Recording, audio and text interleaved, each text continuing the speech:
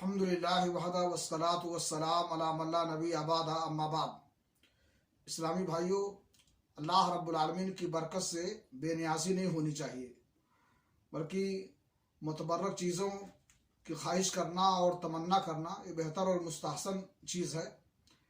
صحیح بخاری شریف کی حدیث ہے، رسول اکرم صلی اللہ علیہ وسلم نے فرمایا: بینما ایوب یغتسل عریانا فخر علیہ جراد من ذهب فجعل ایوب یحثی فی ثوبہ فقال اللہ عز وجل: یا ایوب الم اکن اغنیتک اما ترى قال بلا وعزتک ولكن لا غنا بی عن برکتک۔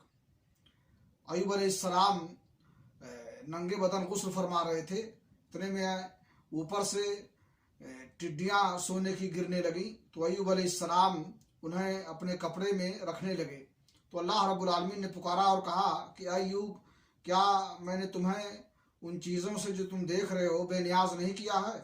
ایوب علیہ السلام نے کہا: کیوں نہیں اے رب، تیری عزت کی قسم، لیکن میں تیری برکت سے بے نیاز نہیں ہوں جو مجھ پر نازل ہو رہی ہے۔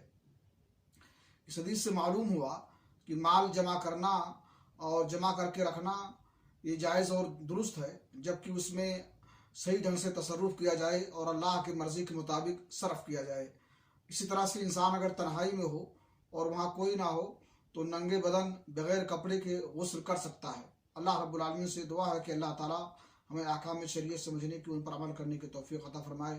وآخر دعوانا الحمدللہ رب العالمین۔